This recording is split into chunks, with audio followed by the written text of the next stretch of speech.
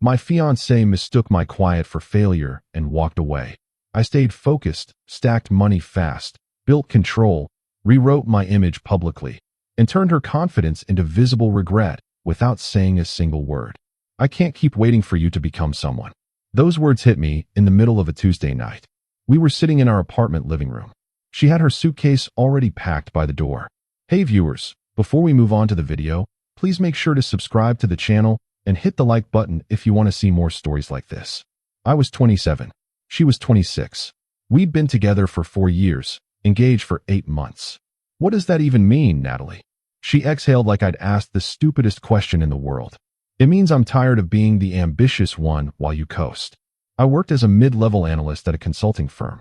I made decent money, nothing spectacular, but I wasn't struggling either. I'm not coasting. I'm building something. She laughed. Actually laughed. Building what? You've been saying that for 2 years. I've been learning the industry, making connections, understanding how things work. That's called having a job, not building something. She grabbed her phone and checked the time. Someone was picking her up. I met someone who actually has drive, who doesn't just talk about plans. That stung more than anything else she'd said. You're leaving me for someone else? I'm leaving you because I deserve better. He's just proof that better exists. The honesty was brutal. No sugarcoating. No fake tears. Just cold assessment. Who is he? Trevor. He runs a digital marketing agency. He's already made more this year than you'll make in 5. Trevor. I knew exactly who she meant. He'd been circling our social group for months. Always posting about his wins. Always talking about his latest client. Always making sure everyone knew he was winning. So that's what this is about. Money. It's about ambition. It's about wanting more from life than mediocrity. She stood up and grabbed her suitcase. I gave you chances to step up. To show me you wanted the life we talked about. The life you talked about. Same thing when you're engaged. A car honked outside. That's him. He's giving me a ride to my sister's place. Of course he was. She walked toward the door and stopped. I hope you figure it out someday. I really do. Then she left. I sat there for maybe 20 minutes. Not crying. Not angry. Just processing. The apartment felt bigger somehow. Emptier. I looked around at the life we'd built together. The couch we'd picked out. The bookshelf she'd insisted on. The framed photo from our trip to Portland. All of it felt like set dressing now. Like props in a play that just ended. I grabbed my laptop and opened it. If she thought I was coasting, fine. I'd show her what focused actually looked like. Not for her. For me. Because she wasn't entirely wrong. I had been comfortable. I had been playing it safe. But not anymore. I spent that entire night mapping out a plan. I'd been working on a proprietary analysis framework for the last 18 months. Something I built in my spare time. Something I never told Natalie about because she always dismissed my side projects. It was a data model that predicted market inefficiencies in mid-cap stocks. I tested it quietly. It worked. Really worked. But I'd been too cautious to do anything with it. Too scared to take the risk. Not anymore. I called my manager the next morning and gave my 2 weeks notice. He tried to talk me out of it. Offered me a small raise. I declined. I took every dollar I'd saved. $43,000. I opened a trading account and started running my model live. Small positions at first. Testing. Refining. Learning. Within 3 weeks, I was up 18%. Within 2 months, I doubled my initial investment. I didn't tell anyone. No social media posts. No bragging. I just worked. I also started freelancing on the side, offering consulting services to smaller firms that couldn't afford the big agencies. I undercut everyone on price, but over-delivered on value. Word spread fast. Within 4 months of Natalie leaving, I had 6 recurring clients. I was making more than I ever did at my old job, and I was just getting started. I moved out of our old apartment. Too many memories. I found a loft downtown. Industrial, clean, efficient. I furnished it minimally. A good bed. A proper desk setup. Everything else was just noise. I started working out again. Something I'd let slide during the relationship. Natalie always complained when I spent too much time at the gym. Said it was selfish. Now I went 6 days a week. I hired a trainer. Got my diet dialed in. Lost the soft edges I developed. Built muscle. Started looking like I gave a damn again. I got a better haircut. Upgraded my wardrobe. Nothing flashy. Just better quality. Tailored. Intentional. I wasn't trying to impress anyone. I was just done looking like someone who settled. 6 months after Natalie left, I ran into her friend Michelle at a coffee shop. Oh my God, hey. I almost didn't recognize you. Hey Michelle. You look different. Good different. Thanks. How have you been? I heard about you and Natalie. I'm good. Really good, actually. She hesitated. I'm glad. She's been. Well, things with Trevor aren't exactly perfect. I didn't take the bait. That's tough. Yeah. Anyway, what are you up to these days? Working for myself. Doing some trading and consulting. That's amazing. Good for you. We chatted for a few more minutes. Nothing deep, but I could tell she was going to report back to Natalie. That was fine. Let her. 2 weeks later, Natalie texted me. First time since she left. Hey, heard you're doing well. Happy for you. I didn't respond immediately. I let it sit for a day. Then I replied. Thanks. Nothing else. She texted again an hour later. I've been thinking about us lately. About how things ended. Okay. I think maybe I was too harsh. I was just frustrated. It's in the past. Is it though? Do you ever think about what we had? I stared at that message for a long time. Did I think about it? Of course I did. You don't just erase for years. But thinking about it and wanting it back were two different things. Sometimes. But I'm focused on what's ahead now. I get that. Trevor and I broke up, by the way. There it was. Sorry to hear that. Are you though? I didn't answer. She called me an hour later. I let it go to voicemail. She called again the next day. This time I answered. Hey. Her voice sounded smaller than I remembered. Hey, thanks for picking up. What's up, Natalie? I wanted to talk. Hear your voice. We're talking now. In person, I mean. Can we grab coffee or something? I thought about it. Part of me wanted to say no, to keep the door closed. But another part was curious. Curious to see if she'd actually changed. Or if she just wanted back what she thought she'd lost. Sure. When? Tomorrow? That place we used to go to on 5th. I'll meet you there at 2. Thank you. Really. I hung up and sat with the decision. This wasn't about getting back together. I knew that much. This was about closure. Or maybe it was about showing her exactly what she walked away from. I showed up at 1:58. She was already there, sitting at a corner table. She looked different too. Thinner. Tired. Like the last few months hadn't been kind. Hey. She stood up and hugged me. I hugged back, but kept it brief. We sat down. You look really good, she said. Thanks. You too. A polite lie. I ordered you a black coffee. That's still your thing, right? Yeah, that's fine. Silence for a moment. She was waiting for me to lead the conversation. I wasn't going to. So, I've been doing a lot of thinking, she finally said.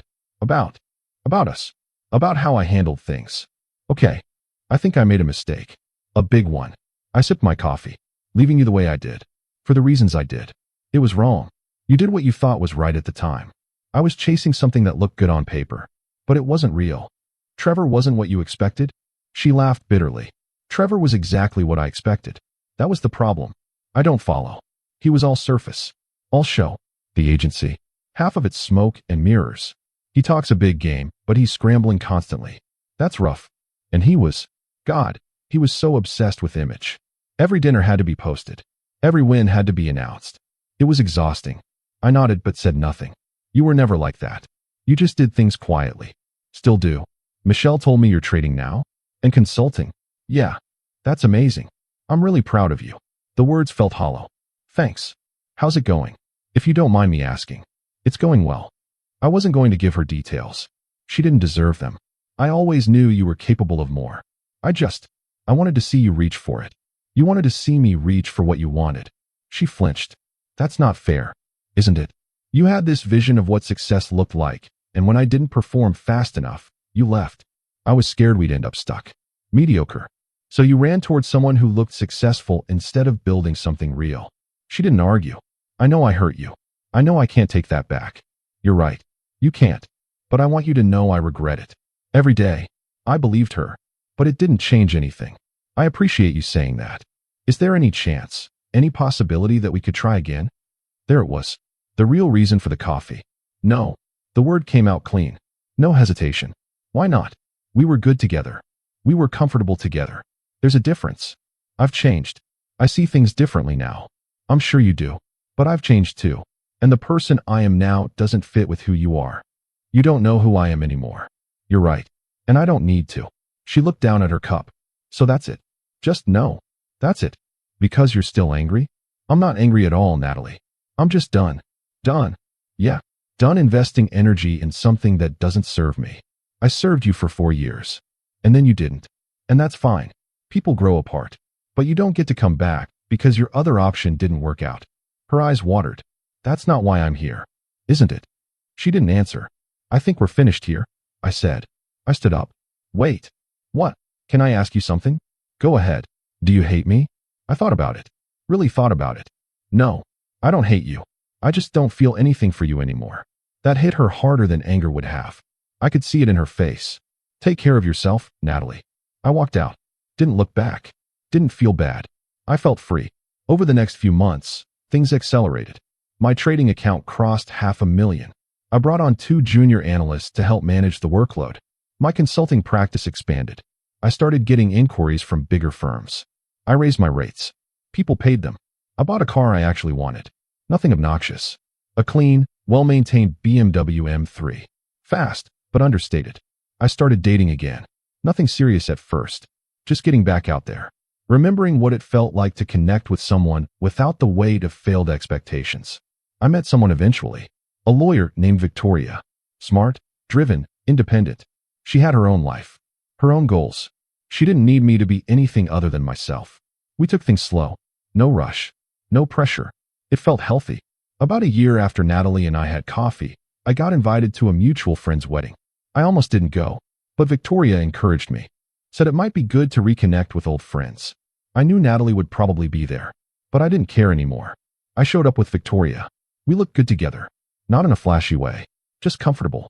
Confident. I saw Natalie across the room during the reception. She was with some guy I didn't recognize. He looked fine. Average. She saw me too.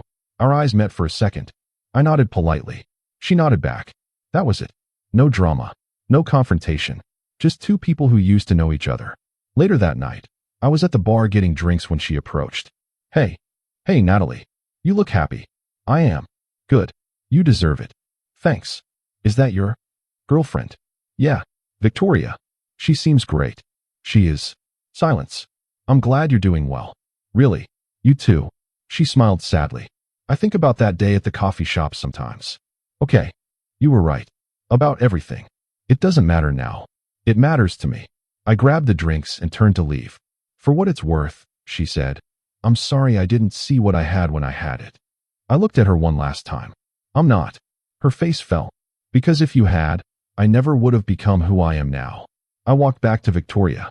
Left Natalie at the bar. I didn't think about her for the rest of the night. Or the next day. Or the day after that. She became a memory. A chapter that taught me what I didn't want.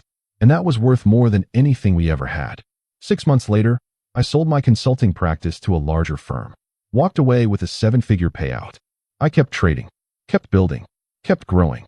Not because I was trying to prove something, but because I finally understood what Natalie never did. Success isn't about looking ambitious. It's about being disciplined when no one's watching. It's about building systems that work while everyone else is performing. It's about knowing your worth and not needing external validation to confirm it. She thought my quiet was weakness. Turned out it was focus. She thought I was coasting. I was learning. She thought she was upgrading. She was downgrading to someone who needed an audience. I didn't need an audience. I just needed a plan and the patience to execute it. And when the results spoke for themselves, I didn't need to say a word.